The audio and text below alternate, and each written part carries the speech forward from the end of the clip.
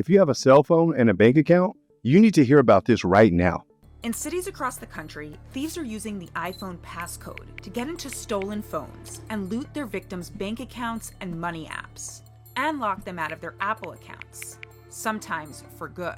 So here's what I want you to understand. This situation is not a one-off. As a matter of fact, there are syndicates around the world who are literally going out targeting people to steal their cell phones in order to drain their bank accounts. So what I want to do is break down this case of Johnson and his crew, the way that they described to investigators how they were able to drain people's bank accounts in minutes. Johnson, seen here in red, would target people in and around bars in Minneapolis to get their phones and their passcodes. This combination of the phone and the passcode creates a gateway, if you will, that scammers can use to liquidate your accounts. With the passcode, Johnson removed the owner's face from Face ID and enrolled his own, making it easier to gain access to saved passwords to bank apps. So then I go add my face on there, on the Face ID verification. Now when you got your face on there, you got the key to everything. Things that people thought were safe. Savings, checkings, cryptocurrency, apps, Venmo, PayPal, yeah. You don't need face for none of that. That's kind of little money. I'm trying to take as much as I can. Now, I hope you are paying attention. Did you hear that? Not just a phone. We're talking about retirement accounts, life savings, accounts wiped out completely. Once they control your device, they control your account recovery flows, your email resets, the SMS codes that you would get sent from the banks, the approval notifications, everything that the scammer would need to pretend to be you. And this is why this scam is so dangerous. Now, I want you to think about this for a moment. If you needed to reset a password to maybe your bank account, what would the bank do? They would either send you a text message or they would send you an email to confirm that you legitimately requested this password reset. Well, chances are that phone that the scammer's already stolen from you is going to have that email account on there and it's going to get the text message. So that one device is literally the gateway to most of your accounts that will completely put you in financial ruin if it gets into the wrong hands. Now imagine being out with your friends at a restaurant and you found out that your cell phone has gotten into the hands of a scammer. And you start looking around and you slip and fall and you hurt yourself. Your case could be worth millions, but only if you have the right representation. That's where Morgan & Morgan comes in, America's largest injury law firm. They've helped real people win serious cases, $12 million in Florida, 34 times more than the insurance offered, $26 million in Philly, 40 times more than the insurance offer. And the best part, it's completely free unless you win your case. No upfront fees, no fine print. You can start your claim for free right now at forthepeople.com/Boyd, or just scan the QR code on the screen from your phone's camera. Because trying to fight the big insurance companies with no backup, that's as silly as using password 123. Okay, so you may be thinking, if your phone gets lost or stolen, the first place that you should call is the police. I disagree with that. You first need to call your carrier, let them know that your phone has been stolen, to see if they can remotely wipe it themselves, lock that device, or at least flag it. Then call your bank and let them know that your device has been stolen. Give them the specific time that you realize it was stolen and put them on notice that any transactions from this point on this account were not me. If you can, possibly freeze your bank account, freeze your debit card, freeze your credit cards.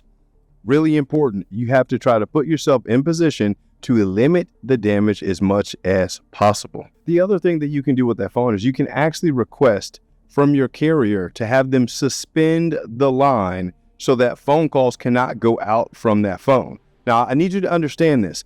By doing this, you eliminate some risk, but not completely. Because at the end of the day, most phones these days, especially smartphones that are able to have banking apps on there, they operate over Wi-Fi, which means your phone number may not work, but that phone itself still can be used with a connection to Wi-Fi. That's why it's really important to try to wipe it as quickly as possible. When I talk about wiping the phone, there's actually settings that will actually allow you to log in to maybe iCloud and restore it to like factory default for like when you actually first bought the phone, where there was nothing on it. So that is an option if the scammer or whoever has your phone hasn't figured out your phone, your iCloud password, and actually changed it. Now, the other thing that you should do that you might not have thought about is, if you can, figure out a way to warn your family and your trusted contacts immediately that your phone has been stolen. Why? Because scammers love phishing and pretending to be you to get other people to send them money or to do things. I've made videos of all types of phishing scams where people are scammed by someone pretending to be an FBI agent or a family member and getting them to liquidate their accounts themselves. Don't do your family like that. Protect yourself. Give them a heads up that your phone has been lost or stolen. Now, you may be wondering, how do you do that? Well, hopefully, you need to get either to a computer to email the folks, but ideally, the best place to go is actually to your phone carrier store so they can issue a new phone immediately. And by the way, side note, if your phone information is not backed up into the cloud, you should probably think about doing that so that you can restore your phone quickly, not only so that you can warn your people, but you actually know what was all installed on your phone so that you can contact all the banks. I don't know about you, but in my situation, I have so many bank accounts and credit cards. Sometimes it's hard to keep track with all of them. So how would it be possible for me to call all of these people off the top of my head? So it's important that you have processes in place that you know who and what type of bank accounts and things you have to warn them in the event of something happens. As a matter of fact, let me know in the chat if you guys want me to put together something that I call the incident response playbook of what you should do if you've been hacked. From a cybersecurity perspective, what we have to do is create an IRP plan. That's an incident response plan. Planning for in the event that a cyber event happens, here are these steps that we actually need to take. I recommend that everybody has an incident response plan because you never know. Whenever you are contacting the bank and letting them know that your phone has been stolen, you should also let them know that they need to reissue the tokens that were generated for your phone, for your credit or debit cards. Do not accept the statements from the customer representatives saying, oh, we issued you a new card. That is not enough. Unless they issue a new token, these scammers can still charge that old card, even if it's been, even if you called the bank to have them cut it off, it could still be charged if it's provisioned in the app. It's a loophole that is part of the whole digital iPhone, Android Pay system. So be aware of that. Now, here is what I recommend that you actually do with your phone. Now, most security features that have been set up in phones have been done for convenience, but convenience will get you hacked and get your bank account drained.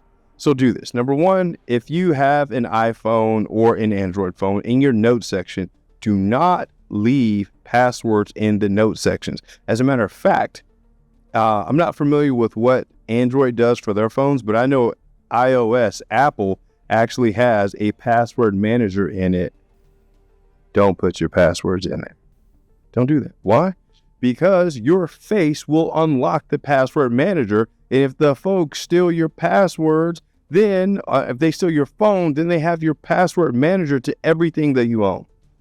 What do I recommend do instead? Use a third-party password manager. The specific one that I use is called LastPass. Yes, LastPass has an app on my phone, but it has a vault password that is completely different from the login information that is on my phone. And in the event that something happens, I can completely lock or change my vault password from another device so someone could not use it. And the great thing about this password vault is it has my credit card data in there, my sensitive information, so I have it in one place where I know that it's encrypted and it cannot be stolen.